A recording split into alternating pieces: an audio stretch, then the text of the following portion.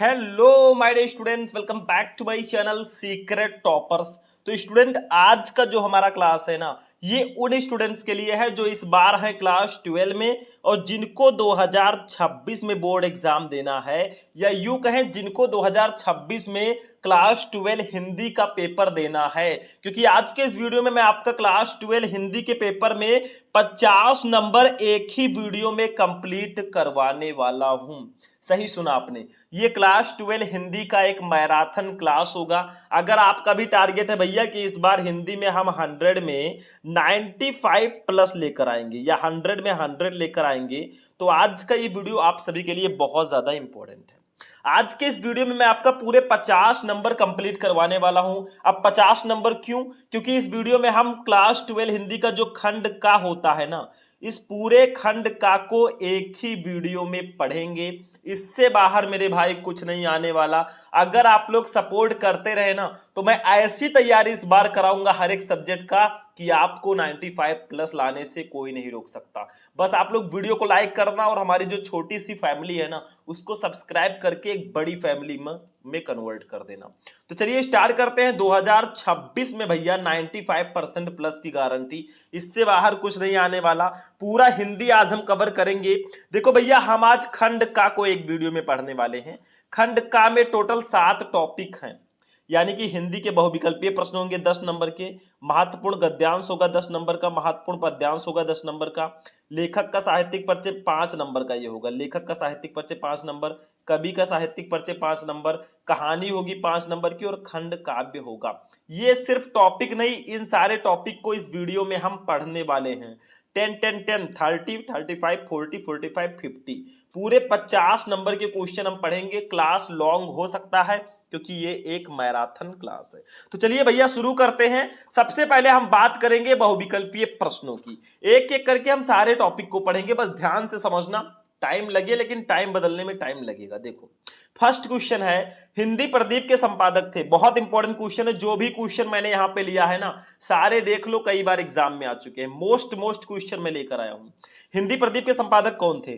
प्रताप नारायण मिश्र, बालकृष्ण भट्ट, राधाचरण गोस्वामी या बद्री नारायण चौधरी, प्रेम घन। भैया हिंदी प्रदीप के संपादक हमारे बालकृष्ण भट्ट जी हैं। सेकंड ऑप्शन बिल्कुल सही होगा। ध्यान से समझना। दूसरा क्वेश्चन देखो, ब्राह्मण पत्रिका के संपादक कौन थे? बहुत इंपॉर्टेंट है, कई बार आपके एग्जाम में आ चुका है ब्राह्मण पत्रिका, और इसका एक ट्रिक भी मैंने बताया था। देखो, बालकृष्ण भट्ट, प्रताप नारायण मिश्र, बद्री नारायण चौधरी, प्रेमघन या प्रेमचंद। भैया ब्राह्मण पत्रिका के संपादक प्रताप नारायण मिश्र जी हैं, क्योंकि नाम से ही स्पष्ट है ब्राह्मण, यानी कि ब्राह्मण की बात की जा रही है, तो प्रताप नारायण मिश्र जी इसके संपादक होंगे। लेकिन ये ट्रिक हर जगह काम नहीं करेगा। हो सकता है आपको एक और लेखक का नाम दे दिया जाए पांडे का, जैसे केदारनाथ पांडे जी का, तो क्या करोगे? तो ये ट्रिक ऐसे याद रखना, ठीक है। चलो, तीसरा, सरस्वती पत्रिका के प्रथम संपादक हैं। बहुत इंपॉर्टेंट क्वेश्चन है। सरस्वती पत्रिका के प्रथम संपादक कौन है? महावीर प्रसाद द्विवेदी, श्याम सुंदर दास, जयशंकर प्रसाद या हरदेव बाहिरी। भैया हमारे श्याम सुंदर दास जी हैं सरस्वती पत्रिका के प्रथम संपादक। तो सेकंड ऑप्शन आपका बिल्कुल करेक्ट होगा।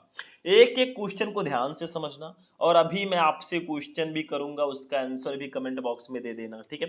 चलो, चौथा क्वेश्चन, वासुदेव शरण अग्रवाल की रचना है, इसमें से कौन सी रचना वासुदेव शरण अग्रवाल जी की है? अकाल पुरुष गांधी, भारत की एकता, विवर्त और धरती के फूल। भैया सिंपल सा है, भारत की एकता जो है ये वासुदेव शरण अग्रवाल जी की रचना है। आपके 12th में इनका चैप्टर है कौन सा? राष्ट्र का स्वरूप है। आप इनके साहित्यिक परिचय को पढ़ लीजिए, इनकी रचनाओं को पढ़ लीजिए, भैया आपका नंबर वो भी कंप्लीट हो जाएगा 5 नंबर, और ये बहुविकल्पीय प्रश्न के भी नंबर कंप्लीट हो जाएंगे। पांचवा क्वेश्चन, निम्नलिखित में से कौन सा हजारी प्रसाद द्विवेदी का उपन्यास नहीं है? इसमें से कौन सा उपन्यास हजारी प्रसाद द्विवेदी जी का नहीं है? चारुचंद्र लेख, पुनर्नमा, अनाम दास का पोथा या तट की खोज। तो भैया ये तट की खोज जो है ये हजारी प्रसाद द्विवेदी जी की रचना नहीं है। बाकी चारुचंद्र लेख, पुनर्नमा, अनाम दास का पोथा, ये सब जो रचनाएं हैं ना, ये हजारी प्रसाद द्विवेदी जी की रचनाएं हैं। चलो भैया, अभी तो 5 क्वेश्चन हुए हैं। टोटल हम 10 ऑब्जेक्टिव क्वेश्चन पढ़ने वाले हैं इस क्लास में। 6 नंबर क्वेश्चन देख लो, हिंदी साहित्य के आदिकाल के लिए बीज वपन काल नाम किसने दिया? भैया 2 बार एग्जाम में आ चुका है, रामचंद्र शुक्ल जी ने, डॉक्टर रामकुमार वर्मा जी ने, आचार्य महावीर प्रसाद द्विवेदी जी ने और डॉक्टर मोहन अवस्थी ने। भैया इसका राइट आंसर होगा ऑप्शन नंबर 3 आचार्य महावीर प्रसाद द्विवेदी जी ने।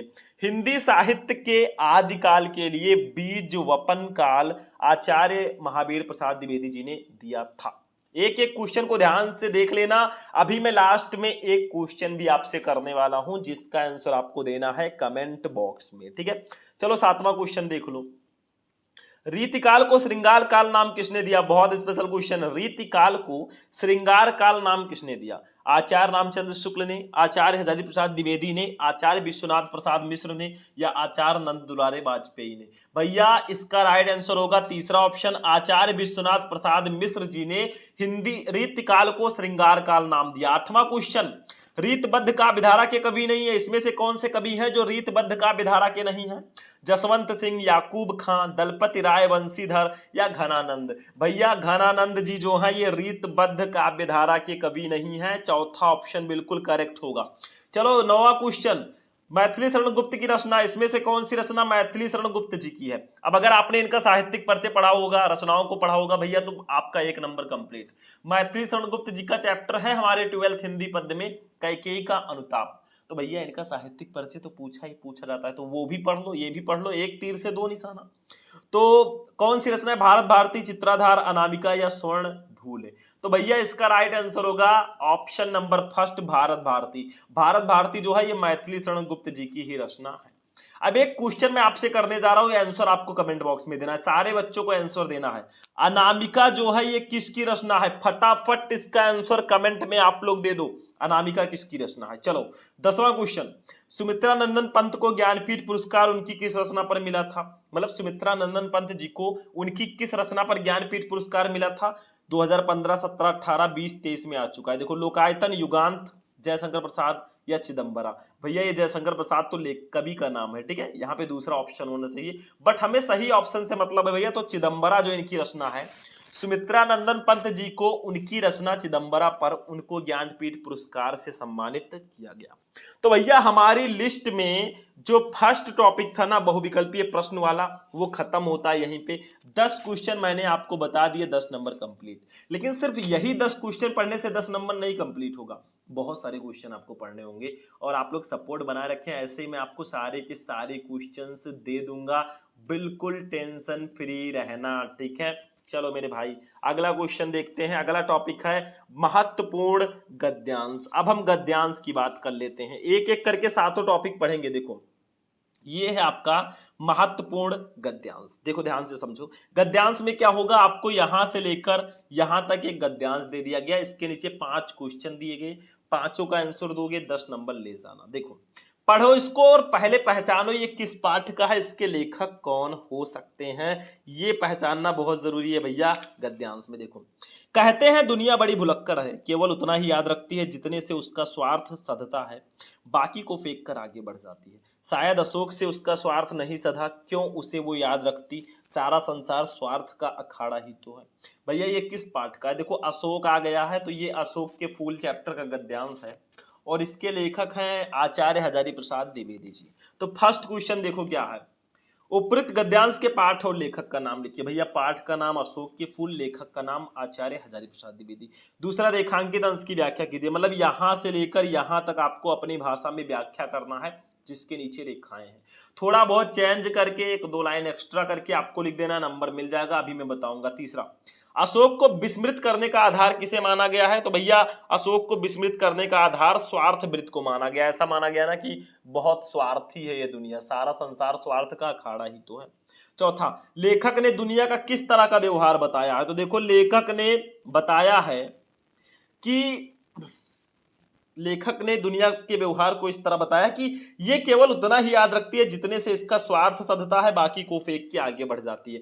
यानी कि यहां से लेकर यहां तक देखो, केवल उतना ही याद रखती है जितने से इसका स्वार्थ सधता है, बाकी को फेंक के आगे बढ़ जाती है। आजकल पूरी दुनिया स्वार्थी है मेरे भाई, स्वार्थ बस बहुत। अब सबको मैं नहीं कहूंगा, कुछ लोग होते हैं अभी भी प्योर।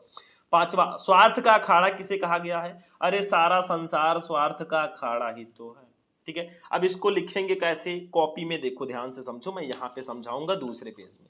देखो जब भी आप इसको लिखे ना तो इस गद्यांश का जो फर्स्ट वर्ड है कहते हैं डॉट डॉट करके, इसका लास्ट वर्ड है ही तो है, अखाड़ा ही तो है, तो इसको ऐसे लिख देना है, कहते हैं डॉट डॉट डॉट डॉट करके अखाड़ा ही तो है।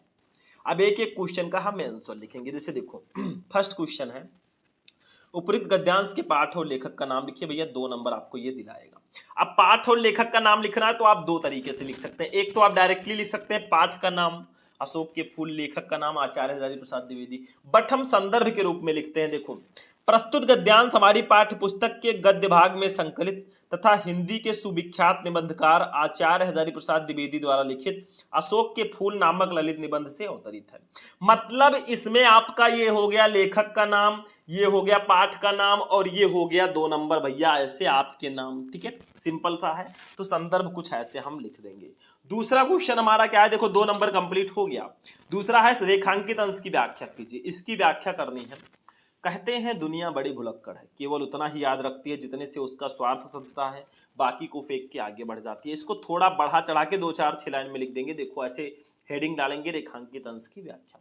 देखो ध्यान से, द्विवेदी जी कहते हैं कि ये संसार बड़ा स्वार्थी है, ये उन्हीं बातों को याद रखता है जिनसे उसका कोई स्वार्थ सिद्ध होता है, अन्यथा व्यर्थ की स्मृतियों से ये अपने आप को बोझिल नहीं बनाना चाहता। ये उन्हीं वस्तुओं को याद रखता है जो उसके दैनिक जीवन की स्वार्थ पूर्ति में सहायता पहुंचाती हैं। बदलते समय की दृष्टि में अनुपयोगी होने से यदि कोई वस्तु उपेक्षित हो जाती है तो ये उसे भूलकर आगे बढ़ जाती है। बेटा ऐसे लिख देना, 2 नंबर ये भी आपका कंप्लीट हो जाएगा, ठीक है। चलो थोड़ा सा चेंज वेंज करके स्टाइल से लिख देना, हो जाएगा नंबर। तीसरा, अशोक को विस्मृत करने का आधार किसे माना गया है, तो ये सिंपल है, अशोक को विस्मृत करने का आधार स्वार्थ वृत्त को माना गया। भैया 2 नंबर ऐसे एग्जामिनर यहाँ पे भी दे देगा। चौथा, लेखक ने दुनिया का किस तरह का व्यवहार बताया है, तो मैंने अभी दिखाया ही था आंसर। लेखक ने दुनिया के व्यवहार को इस तरह बताया है कि ये केवल उतना ही याद रखती है जितने से उसका स्वार्थ सधता है, बाकी को फेंक के आगे बढ़ जाती है। बेटा 2 नंबर ये भी कंप्लीट हो गया, ठीक है। पांचवा देख लो, स्वार्थ का अखाड़ा किसे कहा गया, भैया सारे संसार को स्वार्थ का अखाड़ा कहा गया है। 2 नंबर ये भी कंप्लीट। मतलब आपको टोटल एग्जामिनर क्या करेगा, कॉपी चेक करते समय ये ले बेटा राजू, बेटा ये ले 10 में 10 ले, ऐसे देगा अगर ऐसे लिख कर आओगे जैसा मैंने आपको बताया। चलो ये भी हो गया। अब अपने अगले टॉपिक पर चलेंगे भाई। अभी तो पार्टी शुरू हुई, अभी तो 2 ही टॉपिक हमने पढ़ा है। अभी तो मापी है मुट्ठी भर जमी हमने, अभी तो सारा आसमान बाकी है। अब महत्वपूर्ण पद्यांश की ओर बढ़ते हैं। बढ़ते चलो, क्योंकि ये क्वेश्चन जो है बहुत ज्यादा इंपॉर्टेंट है, ठीक है। जितने इंपॉर्टेंट क्वेश्चन है उसके अकॉर्डिंग मैं आपको बता रहा हूँ। देखो ध्यान से समझो, ये है हमारा पद्यांश। 10 नंबर का ये भी आता है। ये मैंने कैकेयी का अनुताप चैप्टर का पद्यांश लिया है। इसके नीचे भी 5 क्वेश्चन रहेंगे। देखो इसमें ऑप्शंस मिलते हैं, अगर ये नहीं पता तो वो कर सकते हो, 2 रहेंगे, एक ही करना होगा।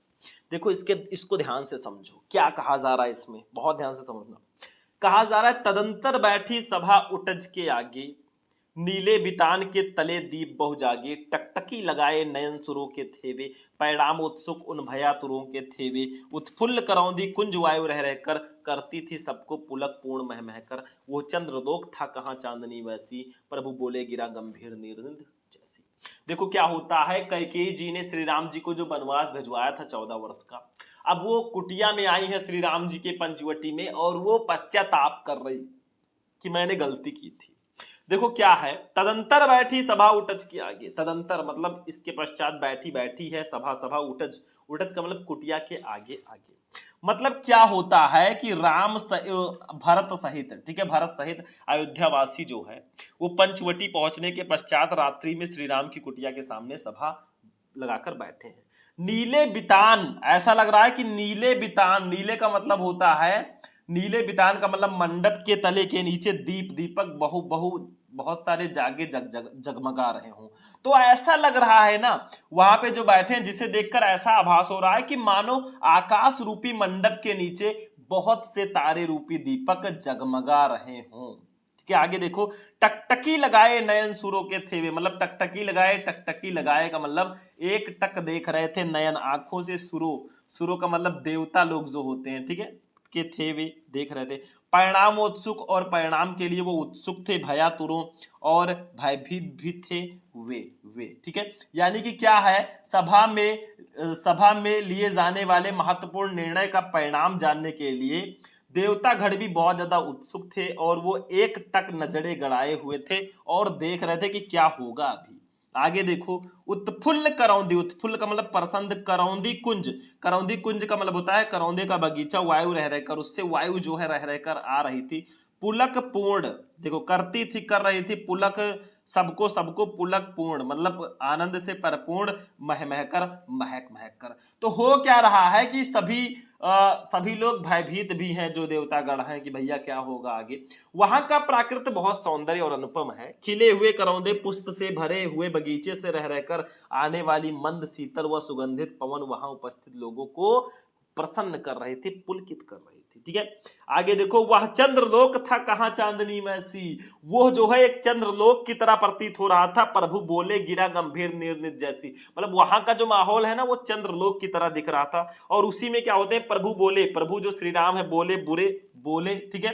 गिरा, गिरा का मतलब होता है वाड़ी में, निर्नित सागर की तरह, जैसी जैसी। और उसी में क्या होता है, उसी अलौकिक दृश्य से परिपूर्ण उस शांत सभा में श्री राम ने सागर सदृश अति गंभीर स्वर में बोलना प्रारंभ किया, ठीक है। देखो, अब क्वेश्चन है फर्स्ट, उपयुक्त पद्यांश के शीर्षक और कवि का नाम लिखिए। भैया शीर्षक का नाम है कैकेयी का अनुताप, कवि का नाम है मैथिली शरण गुप्त जी। दूसरा, रेखांकित अंश की व्याख्या कीजिए। इन दोनों का व्याख्या करना है, हम कर लेंगे, ठीक है। तीसरा, भरत किसे लेने चित्रकूट गए हुए थे भैया, तो भरत श्री राम को लेने चित्रकूट गए हुए थे। चौथा, अयोध्या का राज्य किसे मिला था, अयोध्या का राज्य भरत को मिला था। प्रभु बोले गिरा गंभीर निर्नित जैसी पंक्ति में कौन सा अलंकार है, यहाँ उपमा अलंकार है और अनुप्रास अलंकार भी है, क्योंकि इसमें गा देखो कई बार आया है, 2 बार आया है, ठीक है। तो अब हम इसका आंसर लिखेंगे, देखो ऐसे। वही सेम प्रोसेस आपको इसका फर्स्ट वर्ड लिखना है, तदंतर डॉट डॉट डॉट डॉट करके निर्नित जैसी ऐसे लिख देना है, ठीक है। अब फर्स्ट क्वेश्चन है, उपयुक्त पद्यांश के शीर्षक और कवि का नाम लिखिए। तो हम फर्स्ट हेडिंग डालेंगे, द्वारा रचित साकेत महाकाव्य से हमारी पाठ्यपुस्तक के पद्य भाग में संकलित कैकेयी का अनुताप कैकेयी का अनुताप हमारे मैथिली शरण गुप्त जी के एक बहुत बड़े, बहुत फेमस महाकाव्य साकेत से लिया गया है, ठीक है। तो ऐसे आप देख सकते हैं, शीर्षक का नाम कैकेयी का अनुताप, कवि का नाम मैथिली शरण। दूसरा, 2 नंबर कंप्लीट। रेखांकित अंश की व्याख्या कीजिए। इसकी व्याख्या कर दें, वो चंद्रलोक था कहां चांदनी वैसी, प्रभु बोले गिरा गंभीर निर्निध जैसी। ये देखो, हम इसकी व्याख्या करेंगे, दूसरा लिखेंगे रेखांकित अंश की व्याख्या, प्यारा सा हेडिंग डालेंगे और लिखेंगे, पंचवटी में तारों से परिपूर्ण चांदनी रात्रि में सभा हो रही थी। थोड़ा हिंदी मीनिंग जानोगे तो अच्छे से लिख दोगे, ठीक है। उस सभा में अयोध्या से भरत के साथ आए हुए सभी लोग शांति से बैठे हुए थे। उपस्थित सभी लोग उस सभा में होने वाले निर्णय के परिणाम को जानने के लिए उत्सुक थे। उस सभा के मौन को तोड़ते हुए राम ने भरत को संबोधित करते हुए कहा, हे भरत, अब तुम अपनी इच्छा बताओ। राम के द्वारा अत्यधिक गंभीर वाणी में बोलने से सभा को ऐसा प्रतीत हुआ कि समुद्र का जल गंभीर गर्जन कर रहा हो। ऐसा लिख देना, 2 नंबर कंप्लीट। कोई जरूरी नहीं है सेम टू सेम लिखे, थोड़ा बहुत एक्सचेंज करके भी लिख दोगे ना, नंबर आपको पूरा मिलेगा मेरे भाई। तीसरा, भरत किसे लेने चित्रकूट गए हुए थे, तो भैया सिंपल सा है, भरत राम को लेने चित्रकूट गए हुए थे, 2 नंबर यहाँ पे भी आपका कंप्लीट हो गया। चौथा क्वेश्चन देखो, अयोध्या का राज्य किसे मिला था, तो अयोध्या का राज्य भरत को मिला था, 2 नंबर यहाँ पे भी कंप्लीट। ये सब सिंपल सिंपल क्वेश्चन रहेंगे। पांचवा, प्रभु बोले गिरा गंभीर निर्नित जैसी पंक्ति में कौन सा अलंकार है भैया, तो इसमें उपमा और अनुप्रास अलंकार होगा, 2 नंबर यहाँ पे कंप्लीट।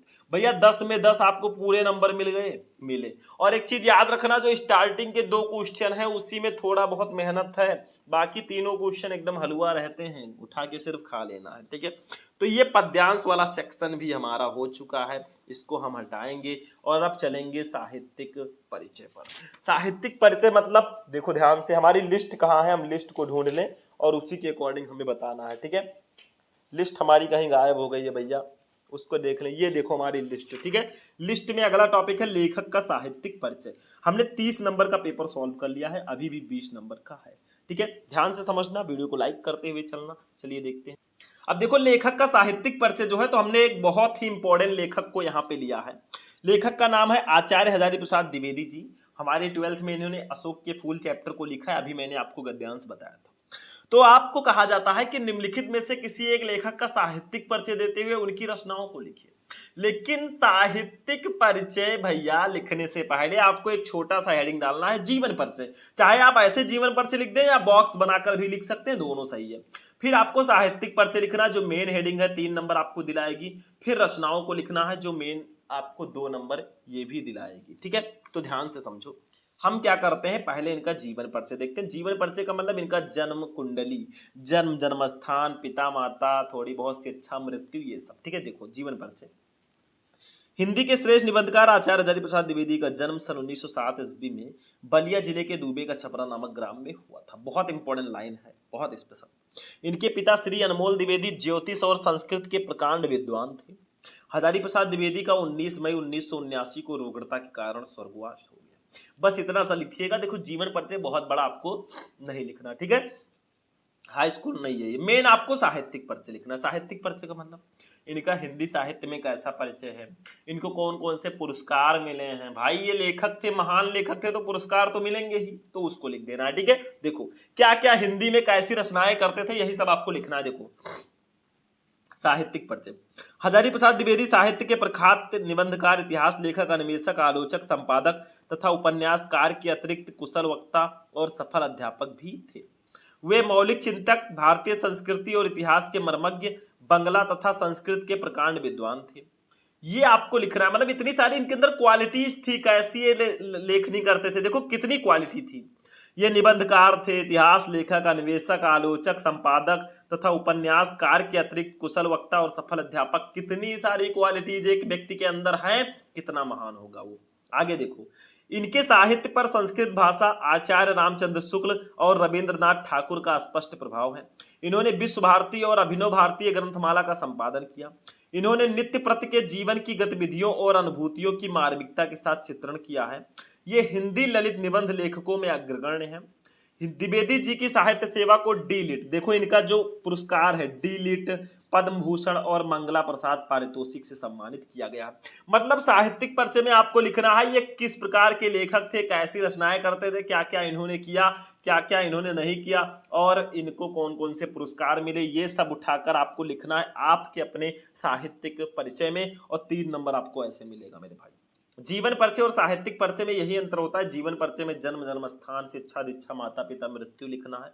साहित्यिक परिचय में इनका कैसा परिचय हिंदी साहित्य में वो लिखना है। ठीक है, रचनाएं देख लो, 2 नंबर का ये भी होता है, 3 2 5 नंबर। देखो इनकी प्रमुख रचनाएं निम्न, जैसे निबंध संग्रह में अशोक के फूल, कुटज, विचार प्रवाह, विचार और वितर्क, आलोक पर्व, कल्पलता, ये इनकी निबंध की रचनाएं हैं। आलोचना साहित्य में सूरदास, कालिदास की लालित्य योजना, ठीक है, कबीर, साहित्य सहचर, साहित्य का मर्म। इतिहास में देखो हिंदी साहित्य की भूमिका, हिंदी साहित्य का आदिकाल, हिंदी साहित्य, ये इनकी इतिहास की रचनाएं हैं। उपन्यास की बात करें तो वाण भट्ट की आत्मकथा, चारुचंद्र लेख, पुनर्नवा और अनाम दास का पोथा, ये इनकी उपन्यास की रचनाएं हैं। संपादन की बात करें तो नाथ सिद्धों की बानियां, पंक्षिप्त, पृथ्वीराज रासो, संदेश रासक। अनुदित रचनाओं में प्रबंध चिंतामणि, पुरातन प्रबंध संग्रह, प्रबंध कोश, विश्व परिचय, लाल कनेर, संदेश रासक। देखो इतना लिखने की कोई जरूरत नहीं है, आप लोग निबंध लिख दो, आलोचना लिख दो, इतिहास लिख दो और उपन्यास लिख दो। बाकी दोनों लिखो या ना लिखो, बहुत ज्यादा बड़ा नहीं लिखना है, उतना ही लिखना है जितना पूछा जाए। बहुत बड़ा लिखने से भी क्या मिलेगा आपको, मिलना तो 5 ही नंबर है ना। तो ये हो गया लेखक का साहित्यिक परिचय। किसी भी लेखक का लिखना होगा भैया, पहले जीवन परिचय हेडिंग डालना, फिर साहित्यिक परिचय, फिर उनकी रचनाओं को लिख देना। ठीक है, चलो इनको भी हम हटाएं और चलें अपने कवि के साहित्यिक परिचय पर हम लोग चलते हैं। अपने कवि को हमने यहाँ पे ले लिया है और उन्हीं कवि को लिया है जो बहुत फेमस है। देखो लेखक का साहित्यिक परिचय हो गया, अब कवि का साहित्यिक परिचय देख लेते हैं, 5 नंबर। ये मिलाकर हमारा 40 नंबर कंप्लीट होगा। देखो भैया ये जो साहित्यिक परिचय है ना, इस पर मैं अलग से भी वीडियो बना चुका हूँ, आप लोग सर्च करना क्लास 12 हिंदी इंपॉर्टेंट जीवन परिचय, तो आपको वीडियो मिल जाएगा। ठीक है, चलो भैया मैथिली शरण गुप्त देख लो। मैथिली शरण गुप्त जी जो है हमारे 12th हिंदी में, इन्होंने कैकेयी का अनुताप चैप्टर लिखा है और ये बहुत ही ज्यादा इंपॉर्टेंट और स्पेशल कवि हैं हमारे बोर्ड एग्जाम की दृष्टि से। तो इनका साहित्यिक परिचय पढ़ना बहुत जरूरी है, हमेशा बोर्ड एग्जाम में लगातार पूछे जाते हैं। ध्यान से समझना, बोरिंग हो रहा हो भैया पानी वानी लेके बैठ जाना और पी लेना, क्योंकि आज मेहनत कर लो, कल कुछ बड़ा करके दिखाएंगे। चलो भैया देख लो जीवन परिचय इनका ध्यान से। जीवन परिचय में सबसे पहले क्या करना है, वही सेम प्रोसेस, पहले जीवन परिचय, फिर साहित्यिक परिचय, फिर रचनाएं। जीवन परिचय देखो, राष्ट्र कवि मैथिली शरण गुप्त का जन्म सन 1886 ईस्वी में चिरगांव जिला झांसी में हुआ था। इनके पिता का नाम सेठ रामचरण गुप्त था। सेठ रामचरण गुप्त स्वयं एक अच्छे कवि थे। घर पर ही इनकी शिक्षा का प्रबंध किया गया, जहां इन्होंने अंग्रेजी, संस्कृत और हिंदी का अध्ययन किया। बताओ, सेल्फ स्टडी किया। जीवन के अंतिम क्षणों तक ये निरंतर साहित्य सृजन करते रहे, निरंतर ये लेखनी करते रहे और 12 दिसंबर 1964 ईस्वी को माँ भारती का ये महान साधक पंचत्व में विलीन हो गया। भैया ये जीवन परिचय हो गया। बस इतना लिख दो, काम हो जाएगा। साहित्यिक परिचय देख लो, मेन देखो, साहित्यिक परिचय हेडिंग डालना, मेन हेडिंग ये है, गुप्त जी का झुकाव गीत काव्य की ओर था और राष्ट्र प्रेम इनकी कविता का प्रमुख स्वर रहा। इनके काव्य में भारतीय संस्कृति का प्रेरणाप्रद चित्रण हुआ है। इन्होंने अपनी कविताओं द्वारा राष्ट्र में जागृति तो उत्पन्न की ही, साथ ही सक्रिय रूप से असहयोग आंदोलनों में भी भाग लेते रहे, जिसके फलस्वरूप इन्हें जेल भी जाना पड़ा। मतलब ये लेखनी तो करते ही थे, कविताएं लिखते थे, लेकिन ये जो है सक्रिय रूप से असहयोग आंदोलनों में भी ये भाग लेते थे, जिसके फलस्वरूप इन्हें जेल भी जाना पड़ा। साकेत महाकाव्य पर इन्हें हिंदी साहित्य सम्मेलन प्रयाग से मंगला प्रसाद पारितोषिक भी मिला। भारत सरकार ने गुप्त जी को इनकी साहित्य सेवा के लिए पद्म भूषण से सम्मानित किया और राज्यसभा का सदस्य भी मनोनीत किया। मतलब हिंदी साहित्य सम्मेलन पुरस्कार इनको मिला साकेत महाकाव्य पर। साकेत इनका बहुत फेमस महाकाव्य है, ठीक है। मंगला प्रसाद पारितोषिक भी मिला। फिर उसके बाद में हमारे भारत सरकार के द्वारा इनको पद्म भूषण की भी उपाधि दी गई। भैया कितने स्पेशल ये कवि हो जाते हैं, आप लोग यहीं पर देख सकते हैं, इतने इनाम पुरस्कार, ठीक है। रचनाएं देख लो भैया, मैथिली शरण गुप्त जी की रचनाएं निम्न है। जैसे मौलिक रचनाओं में भारत भारती, जयद्रथ वध, पंचवटी, साकेत, यशोधरा, नहुस आदि इनकी मौलिक रचनाएं हैं। अनुदित रचनाओं की बात करें तो मेघनाथ वध, ब्रजभाषा, वीरांगना, प्लासी का युद्ध आदि इनकी अनुदित रचनाएं हैं। तो ये इनकी हो जाएंगी मेरे भाई रचनाएं, ठीक है। हो गया, 5 नंबर आपका कंप्लीट हो चुका है। ऐसे लिखोगे तो 3 नंबर इसके, 2 नंबर इसके और एग्जामिनर कहेगा भैया 5/5 आपके, ठीक है। हो गया, टेंशन फ्री हो गए आप लोग। चलो ये भी हो गया कवियों में। अब हम कहानी पे चलते हैं, अपने कहानी का नाम लेते हैं, वो कहानी जो आप लोग ऑलरेडी हो, बहादुर। चलो कहानी में हम 5 नंबर का आता है ये। कहानी में हमने बहादुर कहानी का सारांश लिया है। देखो 2-3 कहानी है, पढ़ लो, 5 नंबर कंप्लीट है। पंचलाइट कहानी, बहादुर कहानी, ध्रुव यात्रा कहानी, तीनों का उद्देश्य और सारांश दोनों पढ़ लेना। आपका 5 नंबर कोई काट ही नहीं सकता, लिख कर ले लो मेरे भाई स्टाम्प पेपर पे। बहादुर कहानी का सारांश आज हम पढ़ेंगे। एग्जाम में कितनी बार आ चुका है आपके सामने है, मुझे बताने की जरूरत ही नहीं है। अब हम पहले इस कहानी को पढ़ते हैं। बहादुर एक लड़का है नेपाल का, 12 से 13 साल का, वही बहादुर है। देखो होता क्या है, अमरकांत जी द्वारा लिखी कहानी बहादुर एक मध्यम वर्गीय परिवार में नौकर के साथ परिवारजनों द्वारा किए गए अत्यधिक कटु व्यवहार की कहानी है। मतलब ये जो कहानी है ना, एक बहादुर नाम के लड़के का एक मिडिल क्लास फैमिली के द्वारा नौकर के साथ की जाने वाली अत्यधिक कटु व्यवहार की कहानी है। लेखक ने स्वयं को कहानी का पात्र बनाते हुए कहानी की आत्मकथात्मक रूप से रचना की है। मतलब लेखक जो है बहादुर कहानी के अमरकांत जी हैं, इन्होंने स्वयं को कहानी का पात्र बनाते हुए कहानी की आत्मकथात्मक रूप में रचना की है। यहां से हमारा सारांश स्टार्ट होता है। देखो होता क्या है, ध्यान से समझना। अपने से संपन्न रिश्तेदारों के घर नौकर द्वारा जुटाई सुविधा एवं शान को देखकर लेखक की पत्नी निर्मला स्वयं भी एक नौकर रखना चाहती है।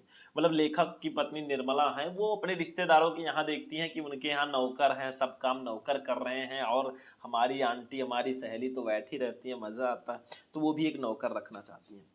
बहादुर जो है 12 से 13 साल का नेपाल का लड़का है, जो अपनी माँ के दुर्व्यवहार से तंग आकर घर छोड़कर शहर चला आता है और निर्मला के परिवार में नौकर रख लिया जाता है। मतलब बहादुर जो है एक नेपाल का 12 से 13 साल का लड़का होता है ना, जो अपनी माता जी के दुर्व्यवहार से तंग हो जाता है और वो घर छोड़कर शहर चला आता है नौकरी की तलाश में। अब भैया निर्मला को नौकर की जरूरत होती है, बहादुर को नौकरी की, दोनों की मुलाकात होती है। निर्मला बहादुर को नौकर के रूप में रख लेती है। बच्चे को क्या पता भाई, अपने तो अपने होते हैं, मम्मी डांटती होंगी तो कुछ गलती ही उसने की होगी, तभी तो उन्होंने डांटा। उन्होंने दुर्व्यवहार क्यों किया? क्योंकि बच्चे ने गलती की होगी। कोई मम्मी अपने बच्चे को ऐसे नहीं डांटेगी, ठीक है, माँ तो माँ होती है। लेकिन अभी इसको पता चलेगा, ठीक है, अपने तो अपने होते मेरे भाई। निर्मला और उसका परिवार बहादुर के प्रति पहले तो बहुत अच्छा व्यवहार करता है, पहले तो लल्ला मुन्ना बाबू सोना जादू टोना करते हैं, फिर निर्मला और परंतु धीरे धीरे कठोरता बरतने लगते हैं, लेकिन धीरे धीरे आखिर कठोरता बरतने लगते हैं। वो घर का सारा कार्य करता है, इसके बावजूद उसके साथ गाली गलौज से मारपीट तक की नौबत आ जाती है। मतलब बहादुर भैया जो हमारे हैं घर का सारा काम करते हैं, फिर भी उनके साथ गाली गलौज की जाती है, मारपीट तक की नौबत आ जाती है। झूठी चोरी का इल्जाम लगाकर उसे अपमानित किया जाता है और पीटा जाता है। उसके ऊपर झूठी चोरी का इल्जाम लगाया जाता है। भैया गाली गलौज मारपीट तक तो ठीक था, लेकिन जब आपको कोई झूठी चोरी का इल्जाम लगाएगा, आपने चोरी नहीं की हो और आपको कोई कहे तुम चोर हो, तुमने मेरा ये चुरा लिया, इतने पैसे चुरा लिए, भाई आपको बहुत बुरा लगेगा। आप गरीब हैं तो क्या हुआ। अंततः बहादुर घर छोड़कर चला जाता है। वही किया इसने जो मैं भी करता अगर होता। अब बहादुर के सभी सदस्य अब परिवार के सभी सदस्य उसे ढूंढते हैं, क्योंकि उसके कारण सब आराम के आदी हो चुके हैं। मतलब परिवार के सारे सदस्य अब उसको ढूंढते हैं, क्योंकि उसके कारण सब आराम के आदी हो चुके थे। बहादुर की उपयोगिता देखकर सभी अब अपना घरेलू कार्य करने से घबराते हैं। बहादुर के घर छोड़ जाने पर वे सभी पश्चाताप करते हैं तथा अच्छा व्यवहार करने की सोचते हैं।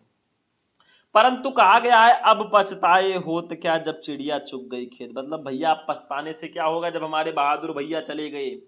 बहादुर में सहनशीलता और स्वाभिमान की भावना कूट कूट कर भरी हुई है। उसके इसी चरित्र के कारण ये कहानी हमें प्रिय है।